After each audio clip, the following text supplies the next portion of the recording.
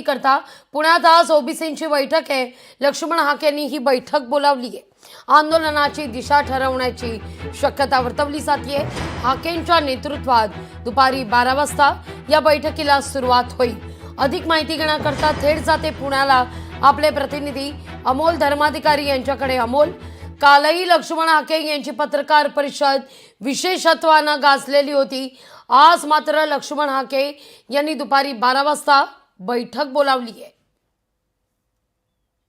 नक्कीच एकीकडे नागपूरमध्ये राष्ट्रीय ओबीसी महासंघाचं साखळी उपोषण सुरू होते, तर इकडे पुण्यामध्ये लक्ष्मण हाके यांनी ओबीसी समाजातील जे कोणी नेते आहेत, कार्यकर्ते आहेत, यांची बैठक बोलावलेली आहे। या बैठकीला दुपारी 1 वाजता सुरुवात होणार आहे आणि आगामी पुढच्या आंदोलनाची दिशा, कारण की मनोज जरांगे हे मुंबईला आता उपोषण करत आहेत। ओबीसी मधून आरक्षण द्यावं ही त्यांची मागणी आहे आणि या मागणीलाच ओबीसी समाजाकडून तीव्र विरोध होतोय। या अनुषंगाने ही बैठक आहे। या बैठकीला लक्ष्मण हाके, मंगेश ससाणे, मृणाल ढोले पाटील आणि त्याचबरोबर राज्यातील इतर जे ओबीसी अभ्यासक आणि ओबीसी समाजासाठी लढणारे नेते आहेत, यांना आमंत्रित करण्यात आलेलं आहे। राज्यस्तरीय ही बैठक आहे आणि त्यामुळे या बैठकीमध्ये पुढच्या आंदोलनाची दिशा ही ठरवली जाणार आहे।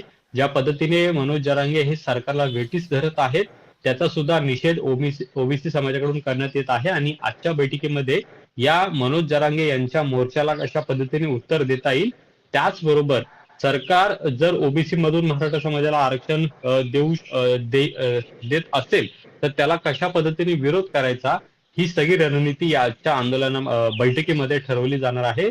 राज्यभर आंदोलन पुकारलं जाईल असं कालच लक्ष्मण हाके यांनी सांगितलेलं होतं आणि त्याचीच रणनीती आखण्यासाठी आजची ही बैठक आहे। या बैठकीमध्ये काय काय महत्त्वाचे निर्णय घेतले जातात, खरंच आता ओबीसी समाजही मुंबईकडे आंदोलनाच्या दिशेने जाणार का, हे सुद्धा पाहणं महत्त्वाचं आहे। या सगळ्या अनुषंगाने ही बैठक आयोजित करण्यात आलेली आहे।